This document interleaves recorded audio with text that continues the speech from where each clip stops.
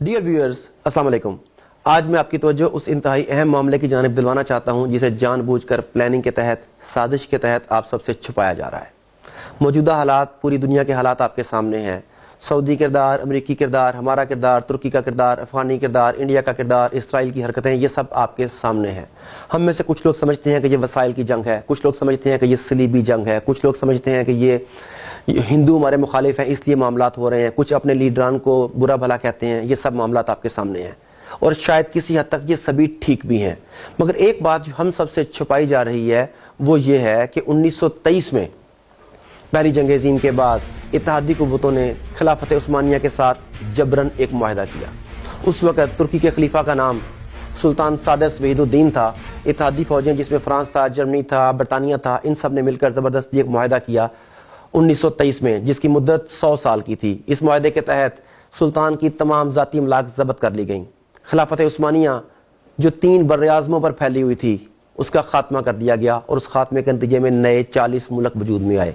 ये खिलाफत उस्मानिया जिसकी मैं बात कर रहा हूं इतनी ताकतवर थी कि उस दौर में जितने ममालिक, जितने बर्र-ए-आज़मों पर इसका कब्जा था, अगर आप देखें तो मौजूदा दौर में उन ममालिक के नाम है आर्मीनिया, इराक, शाम, उर्दन, फलस्तीन, कब्रस, बुल्गारिया, रोमानिया, यूनान, मक्का और मिस्र जैसे ममालिक उस सल्तनत में शामिल थे। इसी वजह से मुसलमानों की कुव्वत थी, उनकी शान और शौकत थी। उनके साथ लड़ने से पहले तागूत को सोचना पड़ता था। मगर इस मुआहदे के तहत जो शराइत लगाई गई तुर्की के ऊपर, उन्होंने तुर्की को बांध दिया। वो शराइत क्या थी जरा सुनिए। सुल्तान की ज़ाती अमलाक पर कब्जा, खिलाफत उस्मानिया का खात्मा, 3 बर्र-ए-आज़मों पर फैले हुए खिलाफत के असासों से दस्तबरदारी, तुर्की जो खिलाफत इस्लामिया का मरकज थी उसे सेकुलर स्टेट करार दिया गया, इस्लाम और खिलाफत के ऊपर पाबंदी लगा दी गई। तुर्की के कुदरती वसाइल में पेट्रोल सरे फहरिस्त था, पेट्रोल की ड्रिलिंग पर पाबंदी लगा दी गई। तुर्की के साथ जो आलमी बंदरगाह थी उसका नाम है बास्फोरस। इसकी अहमियत नहर स्वीज जितनी है। तुर्की को पाबंदी लगाई गई और उस पाबंदी के तहत बास्फोरस के इलाके को आलमी मलकियत करार दे दिया गया और तुर्की पर पाबंदी लगाई गई कि आप यहां से किसी किस्म का टैक्स नहीं ले सकते। ये तमाम शराइत लागू करने के बाद इस मुआहदे को 100 साल के लिए लागू कर दिया गया। खिलाफत उस्मानिया जिसका आगाज 1299 में हुआ और 1922 तक इस खिलाफत ने एक अहम रोल प्ले किया। गलतियां भी हुई होंगी डेफिनेटली इनसे, मगर बहरहाल हमें इसके ऊपर नाज था। तो 100 साल का मुआहदा किया गया 1923 से लेकर 2023 तक, जिसमें ये तमाम शराइत थी। अब हो ये रहा है कि 2023 करीब आ गया।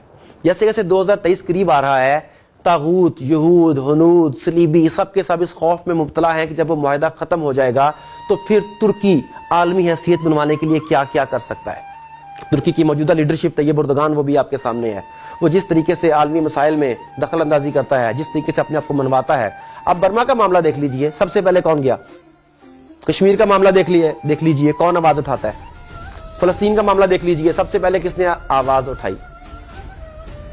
अमेरिकन प्रेसिडेंट ट्रंप ने जब पाकिस्तान के खिलाफ बयानात दिए तो सबसे पहले वो कौन था जिसने उसकी मजम्मत की? सिर्फ एक नाम आपके सामने आता है, तैयब एर्दोगान। अब तागूत को यह डर है कि वो उस्मानी खून जो है वो कहीं दोबारा से जोश ना मार जाए। ऐसा ना हो कि मुसलमान अपने माजी को पहचान लें, ऐसा ना हो कि अहले तुर्की दोबारा खिलाफत की तरफ गामजन हो जाएं।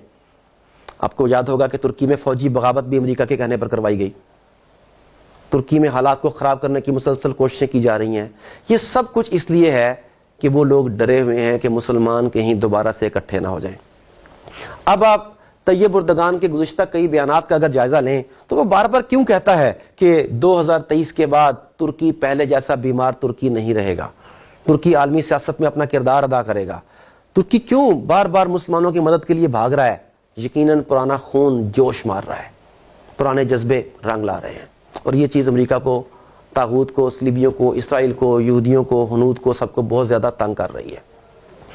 दूसरा काम जो अमेरिका हमारे साथ कर रहा है, तागूत हमारे साथ कर रहा है, वो ये कर रहा है कि मीडिया के जोर पर हमारे ऊपर अमेरिका की सुप्रीमेसी का एक हवा बिठा दिया गया है। हमें यह बताया गया है कि अमेरिका के साथ लड़ना, हत्ता कि अमेरिका के साथ लड़ने का सोचना भी हमाकत है। यह बहुत इंपॉर्टेंट चीज है कि क्या वो वाकई इतना सुपर पावर है, इतना पावरफुल है कि जो चाहे कर सकता है। हमें बताया जाता है कि अमेरिकन सैटेलाइट्स इतने पावरफुल हैं कि वो दुनिया के एक कोने से दूसरे कोने तक होने वाली हर हरकत से बाखबर है। पाकिस्तान में नेटो के 20,000 कंटेनर्स गुम हो गए, चोरी हो गए, जो मर्जी आप उसे नाम दे लें। वो कहां गए?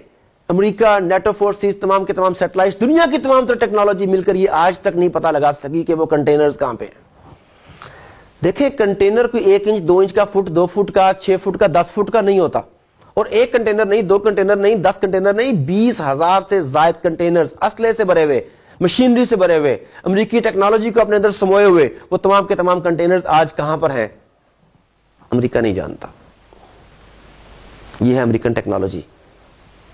اسی ٹیکنالوجی کو ایک اور طریقے سے دیکھیے، آپ کو یاد ہوگا کہ 28 مئی کو جب پاکستان نے ایٹمی دھماکہ کیا، امریکہ اور پوری دنیا نے مل کر ہمیں روکنے کی کوشش کی، ڈرایا گیا، للچایا گیا، دھمکایا گیا۔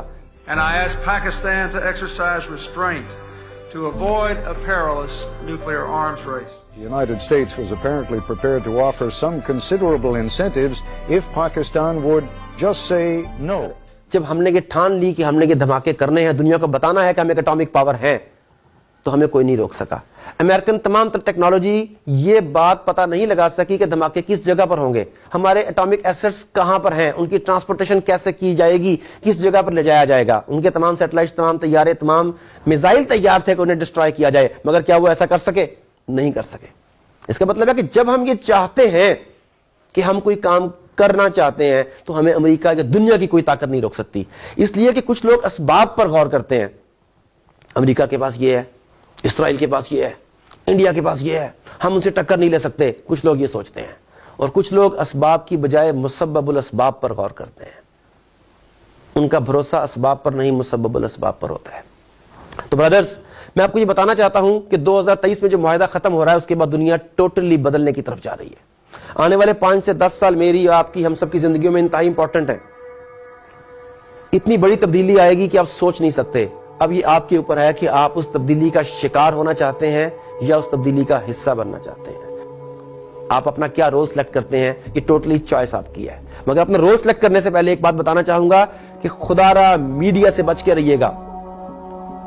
حالانکہ میں بھی آپ سے جس چینل سے مخاطب ہوں، یہ بھی ایک میڈیا ہی ہے، مگر کتنے لوگ آپ کو حقیقت بتاتے ہیں اور کتنے لوگ گمراہ کرتے ہیں، یہ آپ اندازہ کر سکتے ہیں۔